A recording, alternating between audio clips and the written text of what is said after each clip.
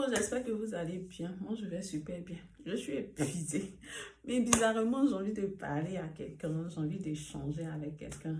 J'espère que vous allez bien. Moi, je vais bien. On va rendre grâce à Dieu. Aujourd'hui, je ne sais pas, mais c'est juste une petite causerie que je veux faire.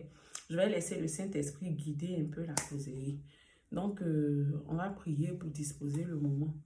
Seigneur, je te rends grâce. Je te dis merci pour ce que tu me fais ressentir que je dois vraiment parler de toi.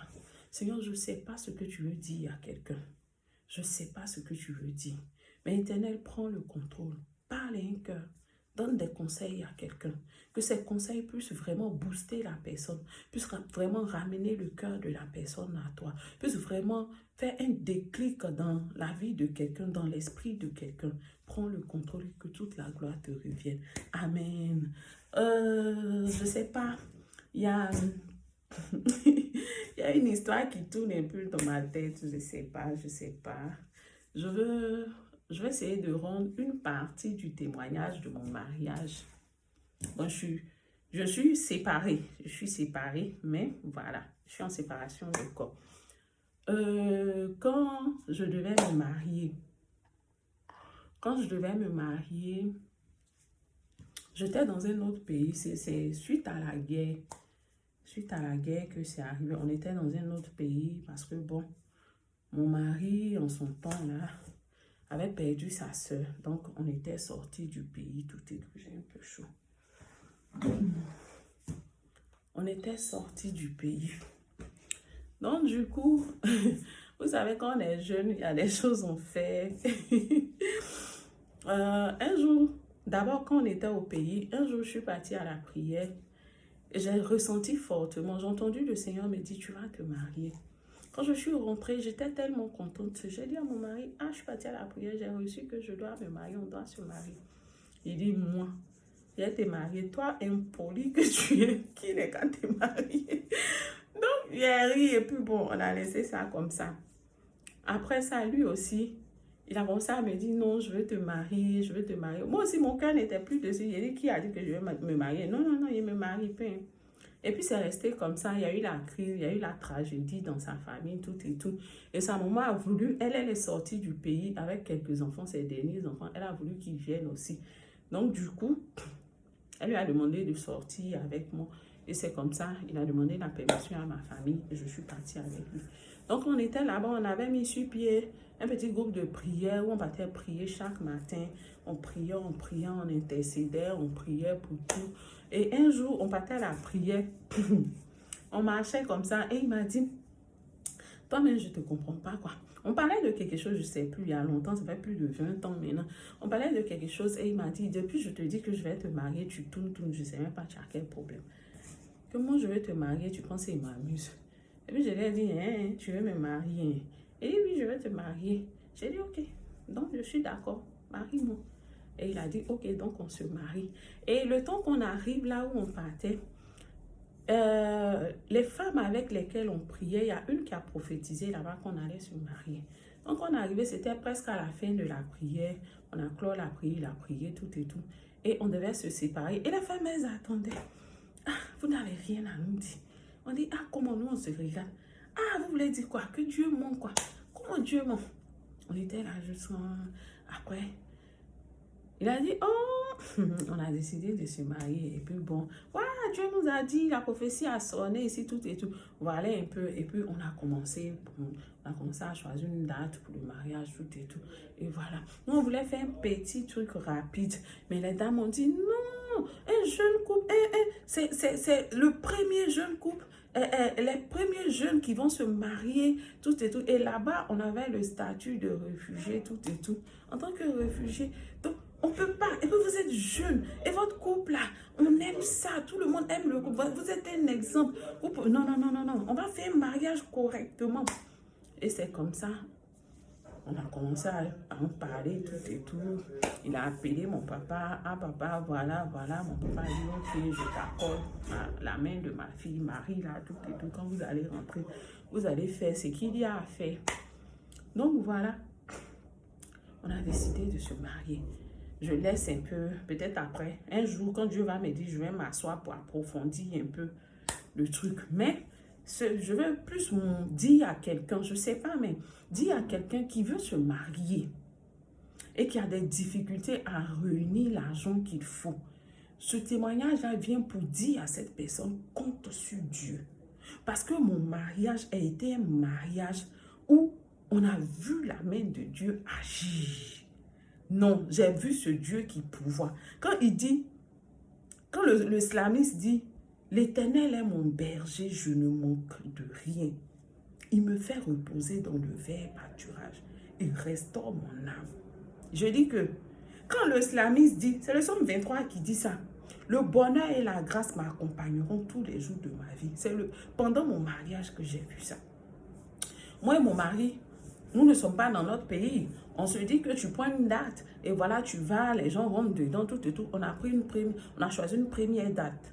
On est parti, ils ont dit non, ça ne se passe pas comme ça. Ok, il n'y a pas de problème. Ils ont rejeté la date. On a choisi une deuxième date. Ils ont rejeté la date. Je vous dis que ceux-mêmes qui ont prophétisé, avant qu'on ne vienne leur dire qu'on va se marier, les personnes ont commencé à parler dans leur vie. Est-ce que ceux-là, ils veulent se marier?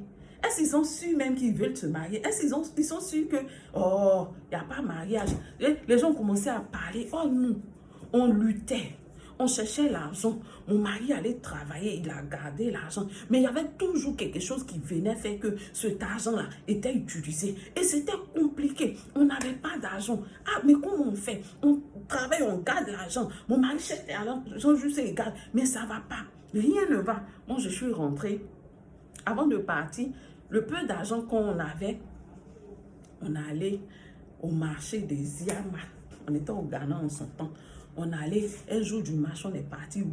On a vu une chaussure de mariée là-bas. J'ai dit, on aurait dû déposer la chaussure là-bas comme ça. Pour moi, quand on a vu, c'était ma pointure nette. J'ai dit, la chaussure était belle. Oh, j'ai dit que la chaussure était à ma taille. Une chaussure de gloire. J'ai dit, on a payé ça à 5 dirhams. Moi et madame de compagnie. J'ai dit qu'on a vu la chaussure. Il y avait moi, madame de compagnie, mon mari. J'ai dit qu'on était contents comme ça. Aïe! Mais oui, chaussure. J'ai dit une belle chaussure. Ils n'ont même pas porté.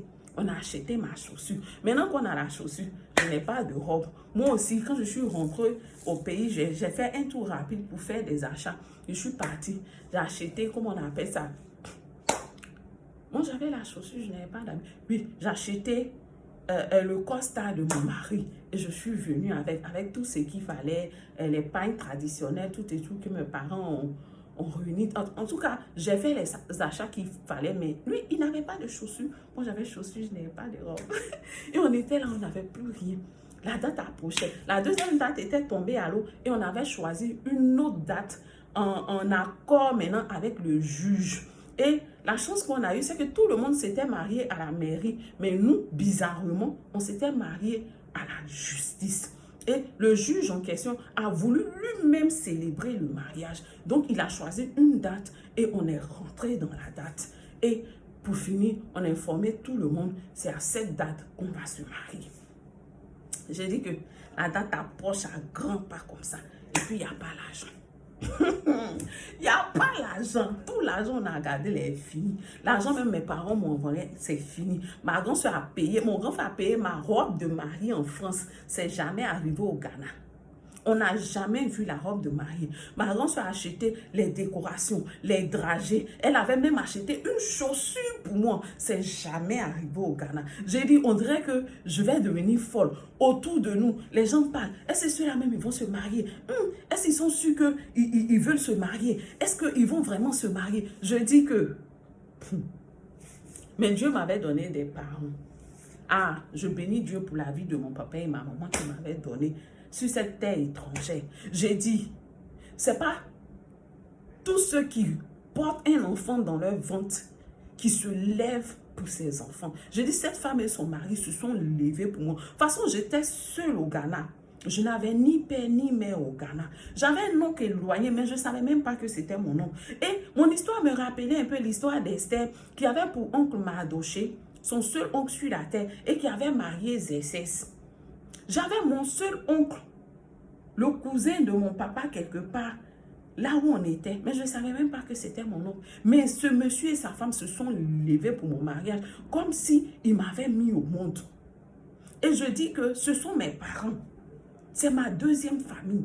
Ils ont été là pour moi comme un père et une mère se lèvent pour sa fille. Ils ont été là pour moi. Ils se sont levés pour moi. Ils ont tout fait. Mais non. Voilà. Ils ont tout fait. Ils m'ont soutenu. J'ai dit financièrement. Mais lorsqu'on préparait le mariage, ce qu'on ne savait pas.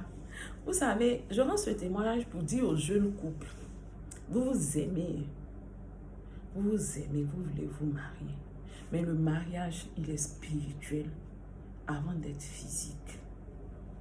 Je conseille à quelqu'un de traiter tout ce qui est fondement, tout ce qui est fondement dans sa vie avant de chercher à se marier.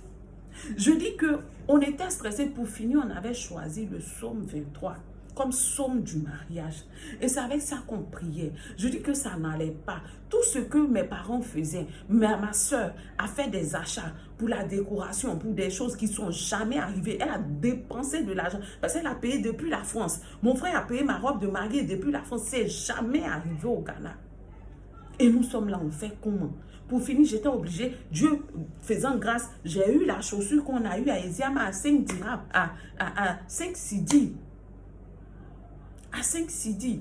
Et mon mari, j'ai fait un tour à Abidjan. Tout ce que mon père et ma mère ont donné comme contribution, j'ai payé son habit, j'ai payé des choses qu'il fallait payer. Et puis je suis venue et on était là. Et on était là. Chaque matin, on priait le psaume. La nuit, on priait le psaume. Quand j'ai dit, ah, Mignon, parce que bon, dans le temps, je l'appelais Mignon, il m'appelait Jolie.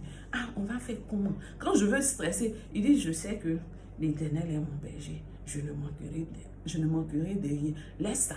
Laisse ça. Le jour, lui aussi, il est en train de s'inquiéter. Ah, Jolie, j'ai dit, l'Éternel est mon berger. Je ne manquerai de rien. Et un jour, on était là. Lui, il était dans la chambre. Moi, j'étais dehors devant la tente. Parce qu'on était réfugiés en ce moment-là. J'étais devant la tente. J'étais couchée là, en train de réfléchir, mais comment on va faire? Dans au moins 2 semaines, on va se marier.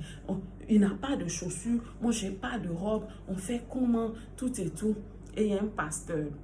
Il y a un pasteur qui passait devant notre porte. Ce pasteur a été le premier pasteur, en tout cas le premier homme à se marier. En tout cas, c'était le premier mariage des réfugiés, en tout cas au Ghana. Et les Ghanéens même étaient étonnés qu'un réfugié se marie.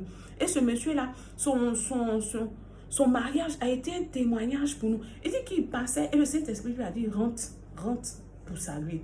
Il est rentré, ah, comment vous allez, tant. Il a commencé à nous taquiner et il a commencé à rendre le témoignage de son mariage. Et un coup, il dit, quand moi, ma femme, on devait se marier. Ma femme avait sa chaussure de mariée. Elle n'avait pas sa robe de mariée. Moi, j'avais mon costume. Je n'avais pas... mon costume. Je n'avais pas ma chaussure. Moi et mon futur mari, on s'est regardé. On a commencé à rire. Mon mari dit, pasta. Il dit oui. Pasta. Il dit oui. Mon mari est rentré. Il a pris le costume. Pasta. Voici mon habit de mariée. Voici les chaussures de ma femme. Elle n'a pas de robe. Moi, je n'ai pas de chaussures. Nous voici. Tout l'argent on a gardé pour mariage. Là. On ne sait pas. Les problèmes sont venus. Tout est fini. Dans 2 semaines, on se marie. On ne sait même pas comment faire. On ne sait même pas comment les gens vont manger. On ne sait même pas comment on va faire les décorations. On ne sait pas tout ce que ses soeurs, ses frères ont payé pour venir. Les décorations, tout l'argent, les gagnants ont tout volé. Pardonnez pour le peuple ghanéen ou pour les Ghanéens qui vont suivre ce message. Je ne parle pas de vous, mais je rends juste un témoignage de ce que j'ai traversé pendant la préparation de mon mariage. Et le pasteur, on a prié ensemble. Et quand on priait, il a dit, prenez le psaume 23 pour prier. On a dit, c'est avec le psaume 23, on prie. On a prié. Il nous a dit de prendre un jour de jeûne. On a jeûné le soir, il est venu. Il a prié avec nous. Il a dit, le Seigneur dit, il va faire. Vous allez voir sa main dans le mariage. Il va pouvoir. Et les gens vont manger jusqu'à partir avec des takeaways. Et moi, j'ai dit, pasteur, c'est ce que moi j'ai demandé à Dieu. C'est ce que j'ai dit à Dieu de faire. Et ça a été comme ça. Je dis que Dieu a commencé. C'est-à-dire que Dieu avait placé mon père et ma mère qui m'avaient adopté dans cette nation-là. Dieu a touché leur cœur. Je dis, mon papa est venu, il a acheté la chaussure de mon futur mari là-bas. C'est-à-dire que sans même nous dire, un jour il m'a appelé, ma fille, comment tu vas? Ton mari m'aime une chose combien? Et puis j'ai dit, et puis il n'a rien dit. Quand mon papa venait pour le mariage, il est venu avec sa chaussure. Ma maman aussi a loué une robe de mariée depuis Kumasi du Ghana là-bas, qui devait venir nous trouver, depuis le nord du Ghana, qui devait venir nous trouver jusqu'au sud d'ici. Je dis que la robe ne venait pas. Tout le monde parle dans le camp. On parle est-ce que les deux là? J'ai dit, voici mes cheveux dressés sur moi. À la veille du mariage même, je ne me suis même pas défrisée. Voici cheveux là, on n'avait même pas d'alliance. J'ai dit que ça me fait rire même. On n'avait même pas d'alliance. Et ma belle-mère qui disait à son fils, mariez-vous sans alliance. Mon mari dit jamais. C'était un mariage, on fait sans alliance. Qui ne sait pas où Dieu va enlever l'argent, mais il sait que Dieu va faire sortir l'argent. Dieu faisant, il a eu un petit contrat. Il allait faire, il a eu l'argent. On allait payer l'alliance. J'ai dit que ma maman a commandé ma robe de mariée. À la veille du mariage, la robe n'était pas encore arrivée. La robe n'était pas encore arrivée. Un peu, je me dit, toi là, tu es là, tu grossis, tu grossis. Si la robe là vient, que tu ne rentres pas dedans, tu vas porter pas une kita, tu envoies pour aller te marier. Mon mari dit, nous-mêmes on avait dit qu'on allait porter pas une kita, ou bien notre uniforme on a fait là. Elle dit, j'ai dit non, vous allez porter ça. De toute façon, elle est en train de grossir là. Je ne sais même pas, la robe là, si ça va lui rentrer. J'ai dit que moi, il riait seulement. Tout ce qu'on disait, chaque soir, on prie. Seigneur, l'Éternel est mon berger, je ne manquerai de rien. On priait le psaume là. On priait le psaume. Jusqu'à la veille du mariage. Dieu a pourvu, Dieu a pourvu. Il y avait un décorateur qui était là. Il y avait une femme qui faisait gâteau. Je dis que tous ceux qui devaient contribuer au mariage étaient réfugiés en ce moment-là. Et on allait voir le jeune, il a dit ce qu'on devait payer. Dieu a pourvu, on a payé pour la décoration. Il allait faire tout. Mais moi, je n'avais pas de voiture. Mon mari avait une voiture, mais moi, je n'avais pas de voiture. Dieu faisant, le médecin du camp venait d'acheter sa nouvelle voiture. La voiture, là, venait de sortir. Et quand il est rentré à la voiture au camp, je crois 2 jours avant le mariage, mon mari travaillait à la sécurité du camp. Donc, du coup, quand ils ont vu, lui et ses collègues sont allés négocier. J'ai dit que le monsieur a dit passez demain. Oh, c'est après demain le mariage. J'ai dit passez demain, ils sont allés négocier voiture là toute la nuit. Moi-même, voici mes cheveux ici. Mes parents ont pourvu pour la nourriture. J'ai dit que c'était un miracle. J'ai dit que ce monsieur et cette dame, je les porte là dans mon cœur. Et ils savent que, à part le fils qu'ils ont eu, ils ont une fille. Ils ont une fille. Parce qu'ils ont été... De la même manière, mon père et ma mère n'étaient pas là. C'est comme ça ils étaient mon père et ma mère. Ils m'ont pris comme ils m'avaient porté dans leur sein. C'est-à-dire que je n'ai même pas senti que mon père et ma mère n'étaient pas là. Je n'ai pas senti que je n'avais pas de soeurs et de frères qui étaient là. Les sœurs de ma maman se sont levées comme mes sœurs, comme mes tantes. J'ai dit qu'ils ont tout fait. Ce mariage-ci. J'ai dit, un peu, les gens ont commencé à nous soutenir. Nous-mêmes là, quand ils ont payé mon mari, on allait payer la boisson, on allait payer les trucs. J'ai dit que tout était là maintenant. Le décorateur attend la voiture. Le monsieur dit, lui, le jour du mariage, là, il doit aller à créer la voiture pour faire quelque chose sur la voiture là-bas. Et c'est vraiment important s'il ne fait pas là. J'ai dit toute la nuit pour finir. Moi et madame de compagnie, on allait pour négocier aussi. Mais c'était tellement chaud même, où le monsieur ne voulait pas là. Madame de compagnie dit, nous deux même, on a déjà trop de stress, allons dormir. On les a laissés, on allait dormir. J'ai dit que, est-ce qu'il peut dormir? Ma belle-mère est en train de préparer les femmes. Je suis passée là-bas. Il y a une qui dit, elle c'est la mariée. Mais je vais tester mon monde. C'est la mariée là qui est là comme ça. Est-ce que ils sont ceux qui vont se marier de même? Tout ça, j'entendais. Hein, mais je faisais comme si je n'entendais pas. Mais je savais qu'il y a un Dieu puissant qui avait dit que lui, il est mon berger. Et parce qu'il est mon berger, je ne vais manquer de rien. J'ai vu sa main agir dans la préparation de mon mariage, dans la cérémonie de mon mariage. Le mariage était attaqué. C'est ce qu'on dit, le mariage attaqué. Je vous dis que le monsieur qui devait donner sa voiture pour que ce soit la voiture de la mariée, c'est matin à 5 h du matin qu'il a laissé un message à mon mari pour dire « Ok, j'ai déplacé la visite de ma voiture, donc je vais rester pour le mariage. Et je vais même être le chauffeur de la mariée. » Alléluia. Matin. C'est que mon mari était tellement stressé parce qu'il allait dormir sans savoir si sa femme aura une voiture. Le décorateur attend.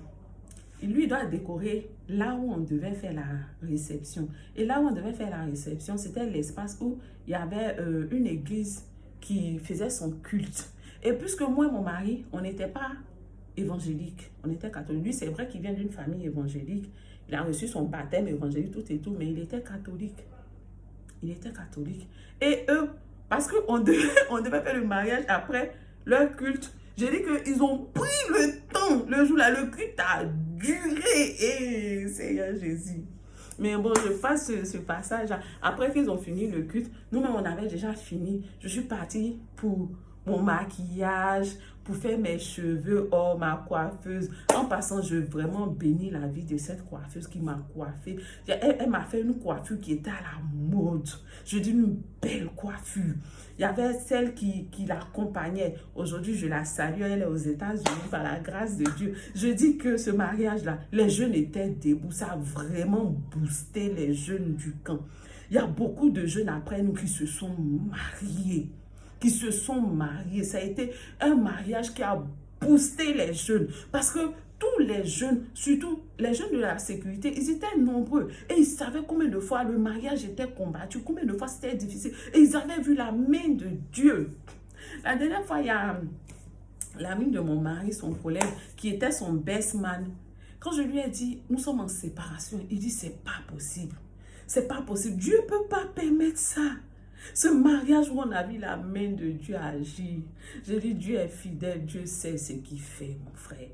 Dieu sait ce qu'il fait. Peut-être ce mariage a eu lieu pour que des personnes entrent dans la grâce du mariage. Mais pour la suite, Dieu sait ce qu'il fait. Bénis juste le nom de Dieu pour ce que je traverse, pour ce qui arrive, parce qu'il est tout puissant. Mais je vous dis, on traitait le côté Seigneur béni, Seigneur pouvoir pour le mariage, mais on n'a pas traité les fondements. Ce qui fait le socle du mariage. On n'avait pas traité le volet spirituel du mariage. On n'avait pas traité le volet spirituel du mariage. C'est vrai qu'on priait, mais les fondements et les réclamations. Aujourd'hui, je motive tous ceux-là qui veulent se marier de faire la dot. Je vous ai dit en passant que mon mari avait appelé mon papa et lui avait accordé ma main, mais la dot n'avait pas été faite. Il avait donné son OK, je te donne ma fille en mariage. Le jour où vous allez rentrer, quand vous serez prêt, vous allez faire la dot. Mais on n'avait jamais fait la dot. On n'avait jamais fait la dot. Et ainsi, on avait ouvert la porte aux réclamations, aux hôtels, pour avoir des réclamations dans notre foyer sans le savoir. Quand tout ça s'est passé, je vis encore dans la petite joie encore du mariage. Je vais expliquer quand ma coiffeuse, quand ma robe est arrivée, je ne vous ai pas donné la suite. Ma maman est venue parce que après, à 5 h, je suis partie dans la chambre. Je dormais avec ma dame de compagnie. Je suis partie. Mon mari, il était tellement stressé, tellement déboussolé, tellement découragé. Franchement, le jour, il a bu, il était saoulé, il a dormi. Je me vais le réveiller. Le monsieur, il est KO. J'ai dit, aïe, on se marie tout à l'heure, tu es KO, comment? Ça, c'est quoi? Et il y a joli. Je suis fatiguée. Ils n'ont pas fait ce qu'il veut. C'est qu'elle suit nous, on se marie. Tout à l'heure, il ne peut pas rire. Il était dans la chambre, elle lui là-bas. En train de le réveiller, me moquer de lui. Et ma maman est venue. Elle dit, toi, ta robe vient d'arriver. Même la robe est arrivée le jour du mariage. Ta robe vient d'arriver. Gare à toi. Gare à toi. Si tu ne rentres pas dans la robe, tu as grossi là. Gare à toi si tu dis, ah, Dieu sait ce qu'il fait. Je dis, tout le monde me regardait. Ah, c'est là se marier et puis elle grossit comme ça. C'est là se marier et puis elle grossit comme ça. Elle se marie et puis elle grossit comme ça. J'ai dit, quand je suis partie essayer la robe, on dirait, ils ont cousu la robe sur mes yeux. La jupe est rentrée. Le haut est rentré, pas. J'ai dit, pas. Le Dieu excellent qui fait toutes choses bonnes m'avait donné des kilos en plus parce qu'il savait que la robe de la mariée qui venait là, si je restais sur ma forme initiale, j'allais flotter dans la robe. Et puis si c'était une robe louée, tu ne vas pas aller serrer ou dire au couturier attrape dedans. Il m'a permis de grossir, malgré tout ce que les gens disaient autour. Il m'a permis de grossir. J'ai dit, je suis rentrée dans la robe. Voici ma belle robe, ma belle jupe. Voici ma traîne. J'ai dit, j'étais trop belle. Oh, ma maquilleuse. J'ai dit, on lui a donné mon visage sur un plateau d'or. Elle m'a maquillée. Elle m'a maquillée. J'ai dit qu'elle a fini de me maquiller. Qu'elle m'a tourné. Quand je me suis regardée, j'ai dit, waouh, je suis belle. Oh non, j'ai dit, elle était contente. Celle qui l'accompagnait était contente, madame de compagnie était contente, bon, mais j'étais contente. Mais elle disait, ah, j'ai raté quelque chose, je sais que j'ai manqué quelque chose. Ah, je n'avais pas mis de faux cils, ni de faux ongles, mais en temps, mes ongles poussaient bien. Donc, elle a juste mis le vernis. Oh, j'ai dit que j'étais belle. Quand je suis arrivée à la justice, le monsieur là attendait, ses amis étaient là, notre voisin, Stéphane. J'ai dit, Stéphane est bêté, moi, ma grand-mère, mon grand-père est bêté, bon, quelque chose comme ça. Sinon, je suis gourou.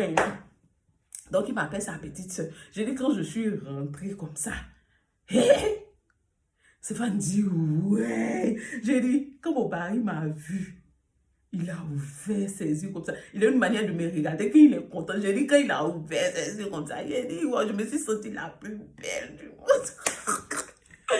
Mais on a fini de célébrer. On a fini de célébrer le mariage. Tout s'est passé. En tout cas, c'est vrai que à chaque étape, il y avait des choses, mais Dieu a décanté. Les gens ont duré, ils ont fait leur culte, ils ont duré. Ils ont tellement duré même qu'on était obligé, on allait prendre des photos, on a fini. On était obligé d'attendre parce que c'est maintenant, ils allaient finir. On allait décorer maintenant l'espace, faire les choses avant que je ne vienne, tout et tout. Donc, franchement, mais Dieu a permis que tout soit parfait, que tout soit parfait, que tout soit parfait. J'ai dit ce mariage-là, quand on venait, voici les gens de la sécurité maintenant. Ils vont faire leur affaire comme les corps habillés là. Non, elle ne bouge pas ici, elle va ici, elle va ici. On a tout fini. On est allé à la nuit de noces. Même la nuit de noces, nous-mêmes, pour finir, on n'avait plus rien. On n'avait plus rien. On s'est dit, si on finit le mariage, on vient dormir chez nous. On nous a offert cette nuit de noces encore. Vous avez vu, quand tu mets ta foi en Dieu, Dieu va jusqu'au bout. On est parti à la nuit de noces. La nuit, je rêve. Je vois une femme qui vient. Elle est venue se coucher. Elle était couchée dans le lit avec mon mari. Et je lui ai dit, dégage. Et elle m'a dit, donc, non, elle disait, donc il s'est marié. Donc il s'est marié. J'ai dit oui. Je lui ai dit dans le rêve, oui, à partir d'aujourd'hui, il est marié. Tu sors d'ici. Tu sors du lit. Et je l'ai chassé comme ça. Je pensais que c'était fini. Quand je me suis réveillée, j'ai dit à mon mari, voici le songe que j'ai fait. J'ai vu une femme qui était couchée dans le lit avec toi. Quand elle m'a vu, quand je l'ai vue, je l'ai chassée. Et elle disait, donc il s'est marié. Donc il s'est marié. Mais ce songe-là va nous rattraper après. Quand je parle de fondement, quand je parle de réclamation, quand je parle des autels de famille, quand je parle de l'œuvre de la sorcellerie, oui, ce rêve-là, Dieu m'avait montré. Elle disait donc il s'est marié. Mais peut-être ça, c'est le côté de mon mari. Mais il y avait moi aussi, mon côté. Il y avait des fondements, il y avait des réclamations, des liens de famille. Et quand les deux entités se mettent ensemble, quand ils se lèvent contre ton foyer, c'est comme ça, il y a séparation. De la manière je suis dans cette séparation, c'est comme ça il y a séparation. Quand tu n'as pas traité les fondements avant de rentrer dans le mariage, quand tu n'as pas fait les délivrances qu'il faut, quand tu n'as pas fait tout ce qu'il faut dans le spirituel pour assainir ta vie, pour que la vie de l'homme que tu vas marier soit assainie. Quand tu n'as pas été une femme, tu t'es pas préparée en tant que femme de feu pour renverser les autels de ta vie, pour renverser les autels de ton foyer, du futur mari que tu vas marier. C'est comme ça, ton foyer. Tu vas peut-être rentrer dans le foyer, mais tu seras malheureuse. tu seras malheureuse, tu vas être combattue. Et les autels vont se lever, les réclamations vont se mettre en association et ils vont te chasser du foyer. Quand je parle d'autel, c'est pas seulement que ceci, cela. Il y a toi aussi, la femme, l'attitude, le comportement que tu vas avoir. Il y a ce que l'homme va avoir. Et vous deux, il y aura clash entre vous. Il y aura le feu qui va sortir entre vous. C'est ce témoignage que je voulais partager avec quelqu'un qui veut se marier. Compte sur Dieu. Ne compte pas seulement sur Dieu pour qu'il puisse pouvoir pour le mariage, pour tout ce qui est organisation, tout ce qui est fête. Non, mais traite d'abord le volet spirituel. La première des choses, cherche à faire ta délivrance. Cherche à ce que tout ce qui est réclamation, lien de famille dans ta vie, que le Seigneur puisse renverser cela, que le Seigneur puisse détruire cela, que le Seigneur puisse te libérer de cela. Et aussi, traiter cela dans la vie de ton mari avant de penser au mariage. Après cela, pensez à faire la dot. La dot, elle est très importante. Parce que quand vous faites la dot, l'homme dit dans le spirituel, l'enfant que vous avez accouché, votre sang a coulé là. Moi, je viens racheter ce sang-là. À partir d'aujourd'hui, ma femme, c'est plus votre enfant, c'est ma femme. Elle est partie. Et quand l'homme aussi se lève pour aller faire, il est en train de dire à sa famille qu'à partir d'aujourd'hui, je ne fais pas partie de votre famille. Parce que moi et cette femme que je m'en vais racheter, nous formons une seule chair. Nous formons une nouvelle famille. Et à partir de cela, il faut un manteau fort, un père spirituel, une mère spirituelle qui est assise dans la parole de Dieu, qui va parler sur votre mariage. Afin que lorsque les vents vont se lever, lorsque la tempête va se lever, que ce Jésus puissant-là puisse agir et que ces tempêtes-là se taisent dans votre vie. C'est ce que je voulais partager avec quelqu'un. Je m'arrête là, je suis épuisée, mais je voulais échanger un peu avec vous. Donc voilà, je prie que cela parle au cœur d'une femme, au cœur d'un homme, enfin qui ne rentre pas dans le mariage comme ça. Je vous aime, mais Dieu vous aime encore plus. Et votre vie, elle est vraiment précieuse. Le mariage, c'est pas seulement pour vous. Le mariage, c'est pour le mari, c'est pour la femme, c'est pour notre progéniture. Quand on ne fait pas tout cela, qu'on rentre dans le mariage, l'homme souffre, la femme souffre, les enfants qui n'ont rien demandé souffrent. Sur ce, je vous aime, mais je vous aime encore plus. Bye.